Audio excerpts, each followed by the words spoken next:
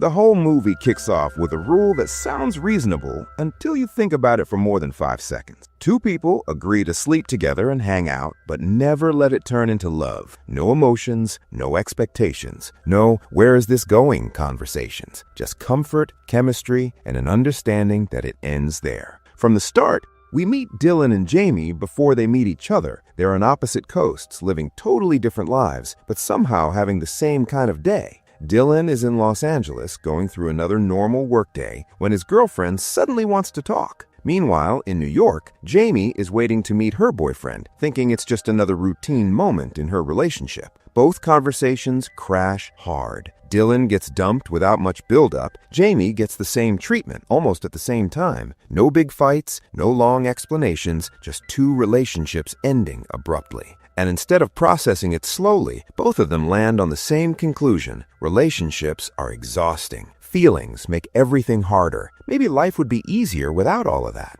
Jamie works as a recruiter, and part of her job is matching people with jobs that fit them. She comes across Dylan's profile and immediately thinks he's right for a position at GQ in New York. If he takes the job, it helps her career too, so she reaches out and convinces him to come in for an interview. When Dylan arrives in New York, Jamie picks him up at the airport. The cab ride is awkward in a familiar way. Dylan starts spiraling. He's convinced he doesn't belong there, that the interview will go badly, and that moving across the country would be a mistake. Jamie doesn't let him sink into that mindset. She reminds him he's qualified, capable, and already halfway there. Eventually, he agrees to stop overthinking and just see what happens. The interview actually goes well, better than Dylan expected. He gets the offer. Instead of celebrating, he panics. New York feels intense to him, too fast, too loud, too crowded. Los Angeles felt comfortable. This feels like a lot. Jamie doesn't try to argue him into staying. Instead, she does something smarter. She shows him her version of the city, not the tourist stuff, just the places she enjoys, the routines she likes, the feeling of moving through the city when you know where you're going.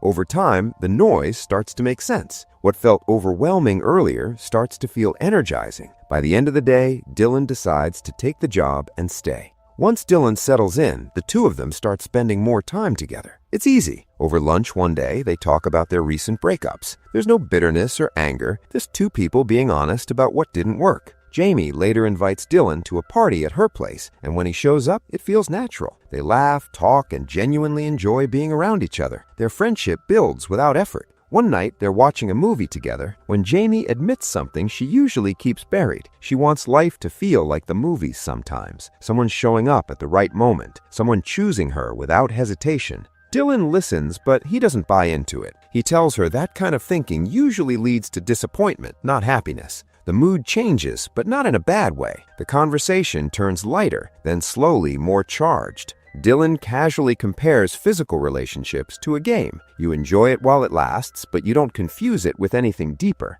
Then he suggests something that sounds reckless but logical in his head. What if they did this together? Jamie pulls back. She says she's never looked at him like that. Dylan argues that this is exactly why it could work. No emotional baggage, no jealousy, just two friends agreeing on clear rules. And that decision sets everything else in motion. Jamie doesn't reject the idea right away. After thinking it through, she actually agrees. They decide to lock it in with a kind of joke that still feels serious. Hands on a Bible, straight faces, both of them promising the same rule above everything else. Whatever happens, the friendship comes first. No emotions, no catching feelings, no crossing that line. Once the rules are set, they don't ease into it. They dive straight in. What was supposed to be casual turns into something regular almost overnight. They see each other constantly. Hookups turn frequent. It stops feeling like a one-off decision and starts feeling like part of their routine. That's when things begin to shift. The comfort they had before fades. The easy jokes slow down. For a few days, they barely talk at all. Eventually, they run into each other in a park. Jamie finally says what's been sitting with her. Something feels wrong. She thought keeping things physical would protect their friendship, but now it feels like it's putting pressure on it.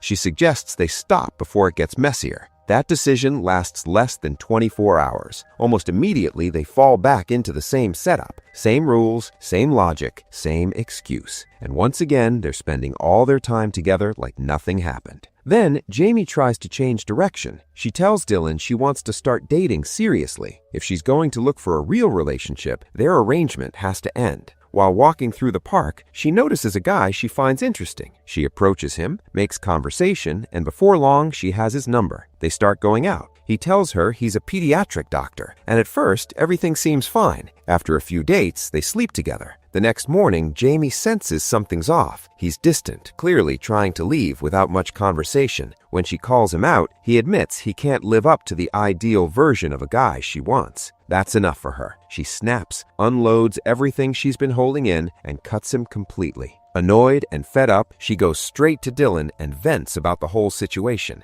Dylan doesn't soften the truth. He tells her the guy never planned to stick around and was just passing through her life. Then, almost casually, he mentions he's flying back to Los Angeles for the weekend and asks if Jamie wants to come. Jamie says no at first. Dylan doesn't drop it. He keeps nudging, joking, pushing. Eventually, she agrees. When they get to LA, Dylan's family is thrilled to see him. They're even more excited to see Jamie with him. That's when we learn about Dylan's dad. He has Alzheimer's. His memory slips in and out, and he often repeats himself without realizing it. Jamie spends time with Dylan's sister, Amy, who shows her old photos from his childhood. She starts to see Dylan differently, not as the confident guy she met in New York, but someone with history and vulnerability. Later that night, Dylan sneaks into Jamie's room. It's obvious what he wants. Jamie reminds him they promised to stop. Dylan keeps talking, keeps lingering. Eventually, she gives in. Whatever boundaries they thought they had left quietly disappear. The next morning, at breakfast, the mood is different. Jamie is quieter, more reflective. She clearly enjoys being there, surrounded by Dylan's family. Without saying it out loud, it's clear that something has shifted for her. Later, Dylan talks with his sister, Amy. She asks if this means Jamie won't be around much anymore. Dylan hesitates. He says he's not sure. Amy asks if they broke up or had a fight. Dylan immediately corrects her. Jamie isn't his girlfriend. They're just friends. At least, that's what he keeps telling himself. Things finally break because of something Dylan thinks is harmless. While talking to his sister, he casually says Jamie could never be his girlfriend. He explains it like it's obvious. She's too emotional, too unpredictable. What he doesn't know is that Jamie is close enough to hear everything. Later that night, during dinner, Jamie suddenly says she has to head back to New York for work. The reason sounds practical, but the timing isn't random. She's hurt and she doesn't want to talk about it. Dylan's family tries to get her to stay longer, but she's already made up her mind. She leaves without saying what's really wrong. When Dylan returns to New York a few days later, the silence hits him. He calls Jamie, nothing. Texts her, still nothing. Days pass. Then he remembers a quiet spot Jamie likes when she wants space. On a gut feeling, he goes there. She's sitting alone. Dylan tries to apologize, but Jamie doesn't let it slide. She tells him that friends don't talk behind each other's backs and pretend it doesn't matter. The conversation heats up fast. Old emotions come back up. Voices rise. And once again, they walk away without resolving anything.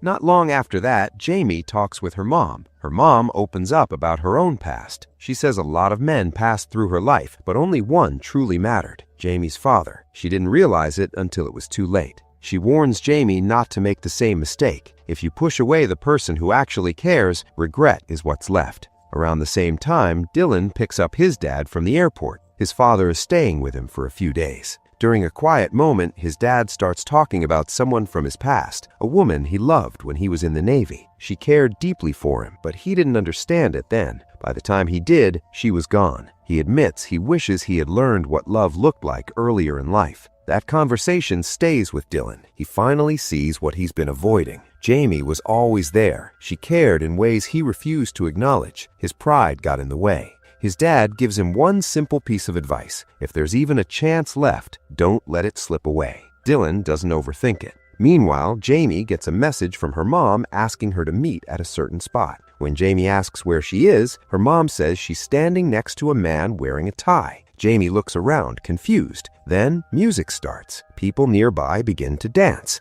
That's when Dylan steps into view. He walks up to Jamie and apologizes, this time without excuses or humor. He tells her he's missed her and finally says what he's been avoiding. He's in love with her. Then he surprises her completely. He gets down on one knee and asks her to marry him. Jamie says yes. They kiss, walk off together, and go on their first real date. No rules, no emotional shields, just two people choosing each other honestly. That's where the story closes.